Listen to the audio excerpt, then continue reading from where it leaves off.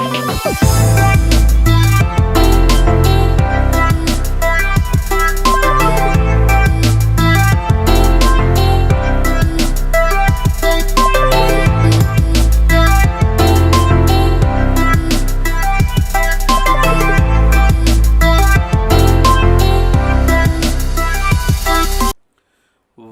நண்பர்களே, சிற்றுலா YouTube channel சார்பாக உங்களை அன்புடன் அழைக்கிறோம். இப்போ நம்ம எங்கே போகிறோம் அப்படின்னு சொன்னோன்னா, ருக்மணி தேவி டெம்பிள். அதாவது நம்ம சிட்டி இருக்குல்ல, துவாரகா சிட்டியிலேருந்து ஒரு 5 கிலோமீட்டர் தொலைவில் இந்த ருக்மணி தேவி டெம்பிள் இருக்குது. அந்த ருக்மணி தேவி டெம்பிளில் இப்போ நான் ஆட்டோவில் போய்கிட்டு இருக்கேன். அந்த ஆட்டோவில் போகிற வழியில் தான் இப்போ காமிச்சிக்கிட்டு இருக்கேன். வாங்க, இந்த ருக்மணி தேவி டெம்பிளுக்கு போமா? எஸ், போகலாம் வாங்க.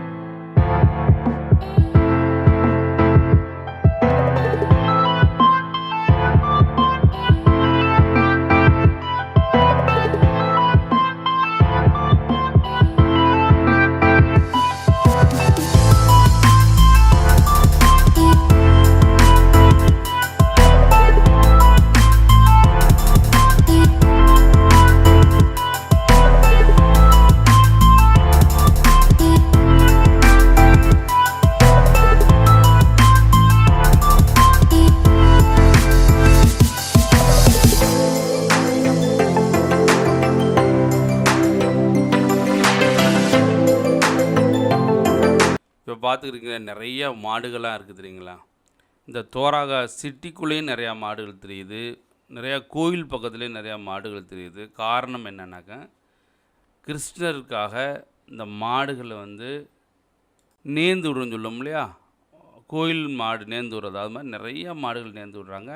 அந்த மாடுகளுக்கு அந்த ஊர் மக்கள் இல்லை கோயிலுக்கு வரவங்களாம் இந்த புல்லெல்லாம் வாங்கி போடுறாங்க. 10 ரூபா 30 ரூபா 50 ரூபான்னு சொல்லி புல்லுலாம் இருக்குது. அந்த புல்லை வாங்கி போகிறாங்க. அந்த புல் வாங்கி போட்டால் கிருஷ்ணருக்கே நம்ம கொடுத்த மாதிரி ஒரு நம்பிக்கை. அந்த நம்பிக்கைனால புல் வாங்கி போட்டிருக்காங்க. அதைத்தான் இப்போ நீங்கள் பார்த்துக்கிட்டு இருக்கீங்க.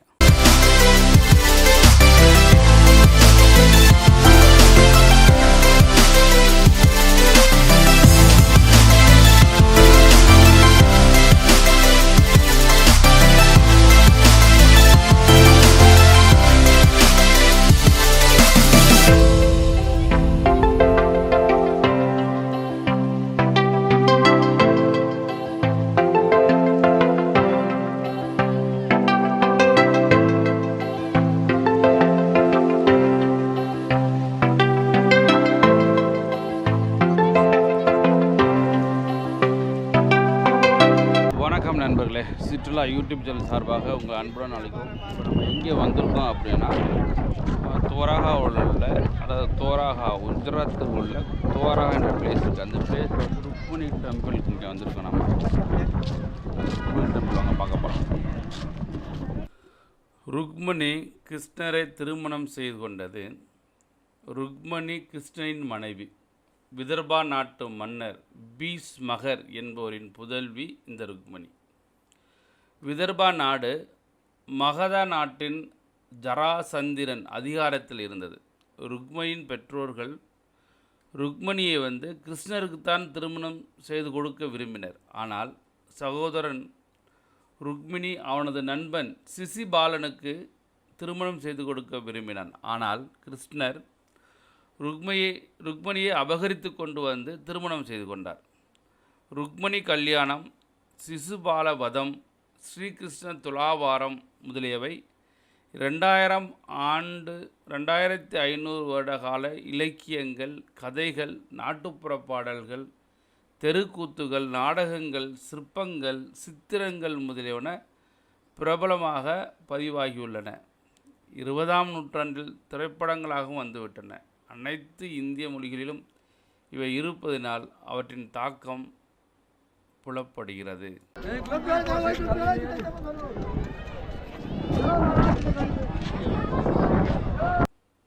ருக்மணி டெம்பிள், அந்த கோயிலுக்குள்ளே நடந்து உள்ளே போகிறேன். உள்ளுக்குள்ளே பயங்கரமான கூட்டமாக இருக்குது. ஏன்னா துவாரகைக்கு வரக்கூடிய எல்லாருமே அந்த துரோகதீஷ் டெம்பிளுக்கு போயிட்டு உடனே இங்கே வந்துடுறாங்க. பக்கத்தில் 2 கிலோமீட்டர் தொலைவில் உள்ள ருக்மணி தேவி டெம்பிளுக்கு வந்துடுவாங்க. அதனால் பயங்கர கூட்டமாக இருக்குது. அதுதான் இப்போ நீங்கள் பார்த்துக்கிட்டு இருக்கீங்க. வாங்க. துவாரகையில் ருக்மணி கோயில். ஒருமுறை துர்வாச முனிவரை துவாரகைக்கு வருமாறு கிருஷ்ணரும் ருக்மணியும் அழைக்கச் சென்றனர். அதற்கு துர்வாச முனிவர் ஒரு நிபந்தனை போட்டார். அதாவது, தான் வரும் ரதத்தை எந்த விலங்கும் இழுக்கக்கூடாது. அவர்களே தன்னை ரதத்தில் வைத்து அழைத்து செல்ல வேண்டும் என்றார். இருவரும் ஒப்புக்கொண்டு அவரை ரதத்தில் உட்கார வைத்து இழுத்துச் சென்றனர். கொஞ்ச தூரம் சென்றதும் ருக்மணிக்கு தாகம் ஏற்பட்டது. அதனால் கிருஷ்ணர் ரதத்தை நிறுத்தி குடிக்க கங்கை நீரே வருமாறு ஏற்பாடு செய்தார். அதாவது, காலினால் மண்ணில் துவாரத்தை ஏற்படுத்தி நீர்ப்பெருக்கு உண்டாக்கினார். அதனை ருக்மணி குடித்து தாகம் சாந்தி செய்து கொண்டார். இதனால் துர்வாசருக்கு கோபம் ருக்மணி கிருஷ்ணனிலிருந்து விலகி இருக்க வேண்டும் என்று சாபமிட்டார். அதனால் ருக்மணி துரோகதீஷ் ஜக் மந்திலிருந்து 2 கிலோமீட்டர் தள்ளி இருந்தார். இக்கதையின்படியே கடற்கரையில் ருக்மணி கோயில் உள்ளது.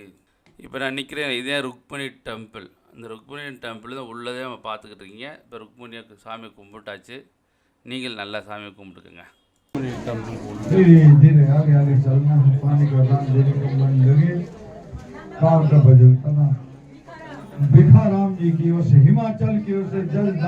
பார்த்துக்கிட்டீங்களா? இதுதான் கோயிலோட வெளிப்பிரகாரம்.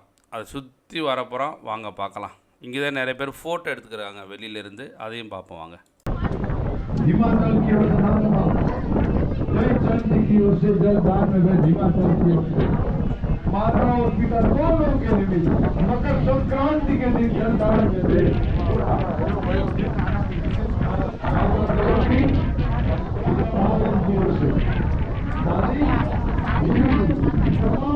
இந்த ருக்மணி கோயிலோட அமைப்பு எப்படி இருக்கு அப்படின்னு சொன்னால், 2 அடுக்குகள் கொண்ட இக்கோயில் அழகிய சிற்ப வேலைப்பாடுகளுடன் இருக்கின்ற இக்கோயில் 12ஆம் நூற்றாண்டைச் சேர்ந்தது. கடற்கரையில் தனியாக உள்ளது. கருவறை வட்ட வடிவில் நடு மண்டபம், அர்த்த மண்டபம் என்றுள்ளது. வெளிச்சுற்றில் சிற்பங்கள் 3 அடுக்குகளில் உள்ளன. நடுவில் 3 திசைகளில் 3 தெய்வ சிற்பங்கள் உள்ளன. அதன் கீழ் யானைகளின் சிற்பங்கள் உள்ளன. ஆனால் அவையெல்லாம் உரு தெரியாமல் அழிந்துள்ளன. கடற்கரையில் உள்ளதால் உப்பின் தன்மையினாலும் காற்றினாலும் அரித்தெடுக்கப்பட்டு உருமாறி இருக்கின்றன. நடுவில் இருக்கும் சிற்பங்கள் நன்றாக இருக்கின்றன. ஆனால் கால் கைகள் உடைக்கப்பட்டுள்ளன. அதனால் ஒருவேளை இக்கோயில் தாக்குதலுக்கு உட்பட்டிருக்குமோ என்று தோன்றுகிறது.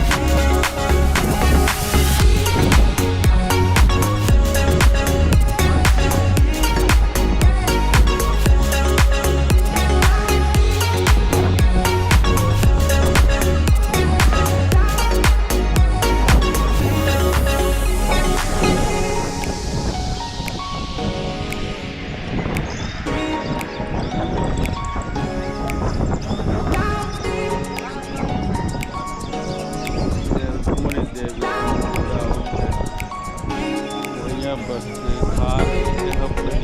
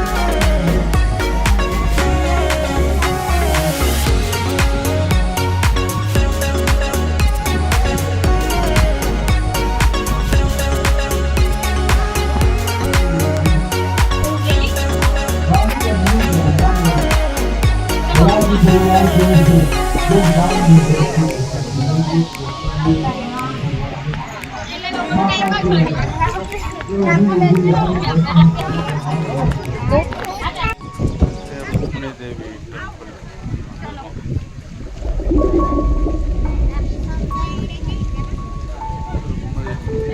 டெம்பிள். துவாரகா வந்து எங்கே இருக்குன்னா குஜராத்.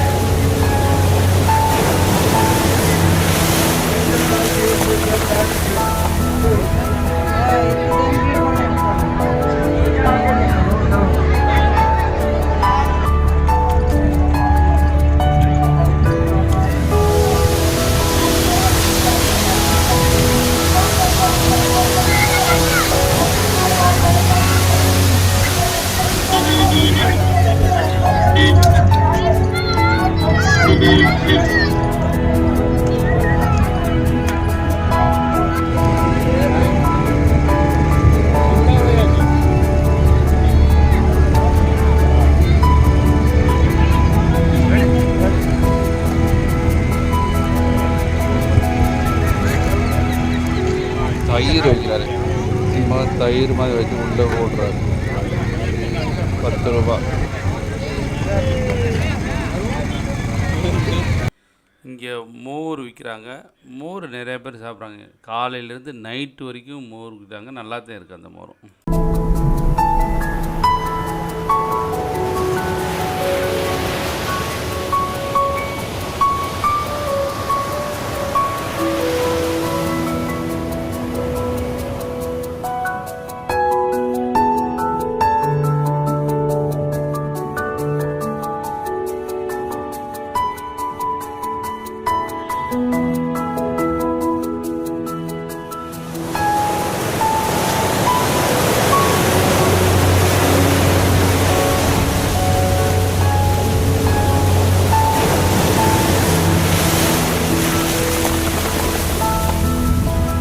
இப்போ நீங்கள் பார்த்து முடித்தது ருக்மிணி தேவி டெம்பிள். இது எங்கே இருக்குன்னா துவாரகாவில் இருக்குது. துவாரகா எங்கே இருக்குது? குஜராத் மாநிலத்தில் இருக்குது. அந்த இது தான் பார்த்துக்கிருக்கீங்க. ஸோ நண்பர்களே, இந்த வீடியோ பிடிச்சிருக்குன்னு நினைக்கிறேன். மறந்துடாமல் நம்ம சேனலை சப்ஸ்கிரைப் பண்ணுங்கள். அடுத்தடுத்த வீடியோ பார்க்கலாம். நன்றி, வணக்கம்.